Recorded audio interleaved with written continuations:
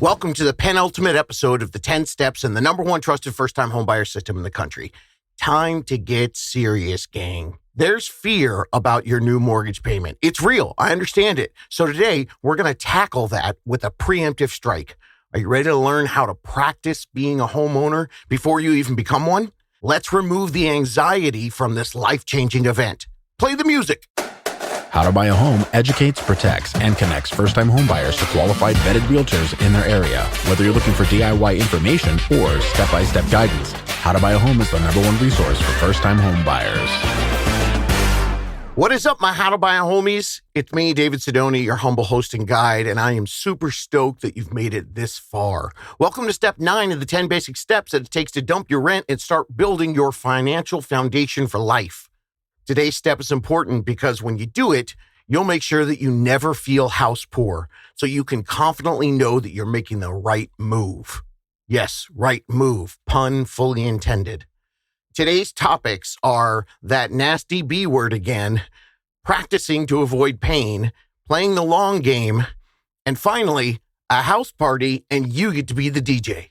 Since you've been following the steps in order, you should be living a new financial lifestyle now, working within the B word, a budget, and progressing towards what you need for a down payment and closing costs. And I know, I'm bringing back up the B word, but a budget is not to deprive you. It's a lifestyle change and a mindset shift that will allow you to indulge. That's the thing about a budget. You're going to be able to actually attain the things that you once thought were unattainable. And the exciting thing is, working a budget, by the time you own the home, you'll have been doing that for a little while because you've got to save up to get there. So this practice shows that this is something that you can do and still maintain the lifestyle you want. I've known several buyers, especially the people who plan for 6 months, a year, or 2 years. They got so used to putting money into savings each month that when they bought the home and they had that new mortgage payment, since they were already used to automated savings, they didn't feel any major shift in the quality of their life, and they kept saving. Now, most of them didn't end up saving the exact same way they did before they got the home. Lots of them reduced it, but they kept it automated, dropping it down to 10% or 20% of what they were saving before they bought the house, just to have a little cushion in a savings account. Some of them were like, hey, that wasn't so bad, and they reduced it by 50%. And I had some that stayed on the exact same saving budget, saving the full amount that they did when they were saving up for the down payment and the closing costs. I've had people say to me, you know what? Once we realized that to save that much each month, all we had to do was change a few little things, stop going out so much and stop buying stuff we didn't need, or diversify our savings plans, partially in a retirement and partially liquid.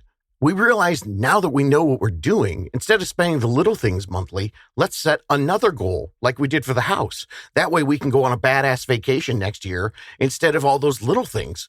We know how to save for that big goal. So instead of dreaming of the luxurious things that'll come someday, now we choose our someday. And all we do is we work the plan to get there. A lot of them said that it really didn't hurt that much, especially when they had that big luxurious goal in mind, traveling through Europe by train or lying on a beach somewhere tropical and knowing they could pay for it cash and not on a credit card. And once they'd gone through this planning to buy a home and they understood how to do a budget and automate their savings, a lot of them weren't just saving for a luxurious vacation. People told me that whatever they were saving before, they did, 10%, 30%, 50%, even 100% of that, and kept that savings automated because some of them were thinking about saving so they could do plan A or plan B for their next home. And, a lot of them said, hey, once we got the house, we were saving up for a new car. Or we were thinking about getting a new pet because we finally have a yard for a dog. Or they were thinking about maybe having kids someday, or school tuition, or renovations on the home, or furniture to fill that home so they can go all HGTV crazy. The cool thing is, these buyers understood they had developed a new skill set. And you know what? You're going to too. So use it. Sure, you got to save when you're buying a house, but after you buy a house, start saving again, and you can do anything you want. Buy a boat, go to Vegas, have fishing trips, retire early, go to New York City and see a whole bunch of Broadway shows, buy an investment property and get all Monopoly in real life. Or you can go to every Disney theme park in the world. Yes, we actually had a client who did that. Or if you want to feel super safe, just put it in a savings account, and then pop online and look at those big fatty numbers getting bigger and bigger while you're sitting in the house that you own. That's a baller move. So part of practicing when you're getting ready to buy a home is you're practicing budgeting. And that B word is not scary. And you'll actually come to know a different B word, the real B word, better. As long as you have a budget and balance, you can achieve a better life. Okay, the next topic is a big action step that I highly encourage all of you to do, especially for those of you thinking, dude, I hear you on the budgeting after I buy a home, but our new mortgage payment is going to be pretty high for us, like a big difference from our rent. So for a while, any extra that we have is going to be going towards that new payment. Yes, I hear you, especially in the unaffordable times of 25 and 26.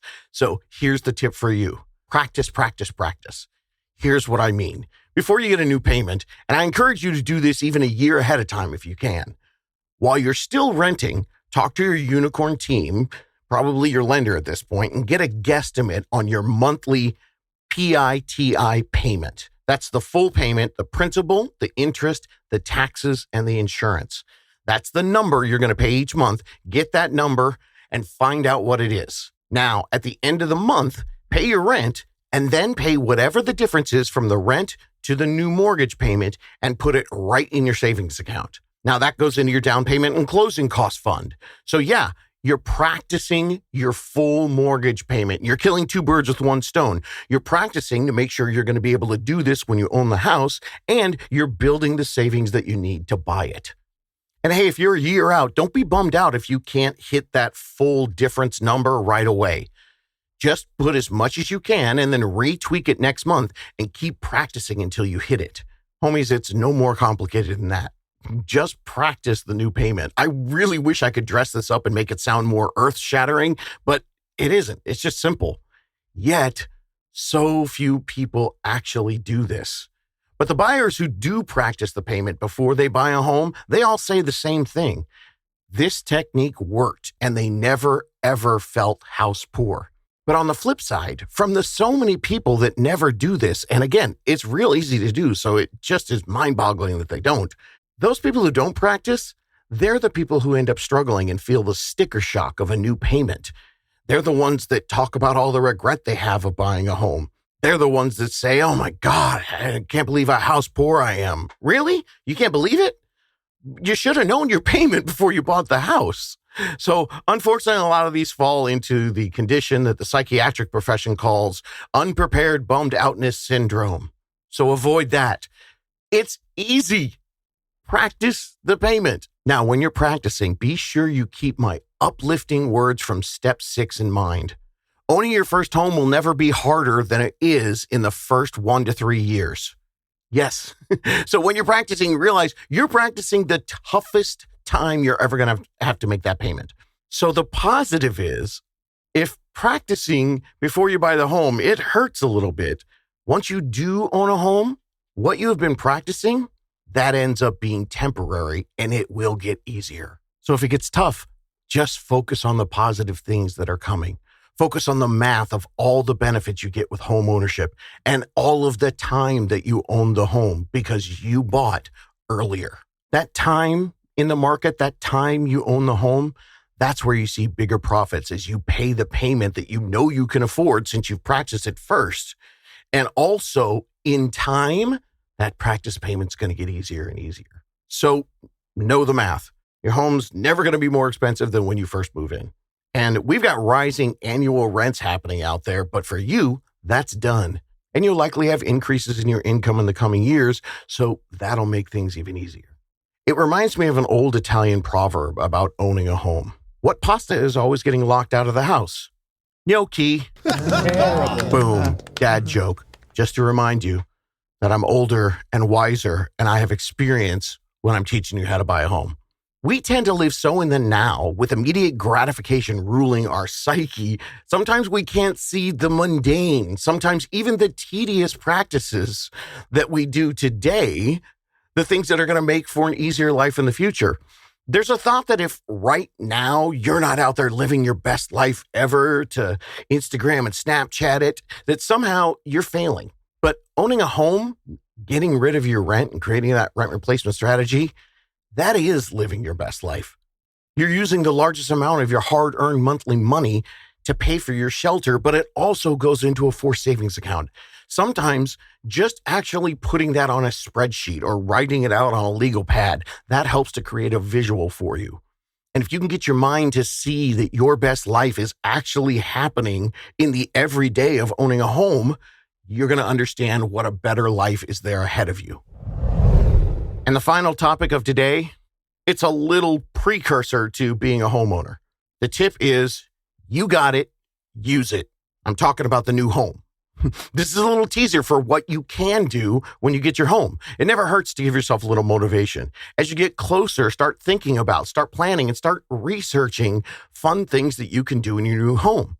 Plan a Friendsgiving or host a random costume party for no reason, like come to our housewarming party and dress as your favorite video game character or literary or TV or movie character. Start thinking about what it's like when you host dinner parties or game nights or TV watch parties or movie parties. Have happy hour at your house. You can have play dates there, barbecues, fire pit jam sessions, Monday Night Football, host the Super Bowl, or you could even be the new karaoke club for you and your friends, whatever you're into.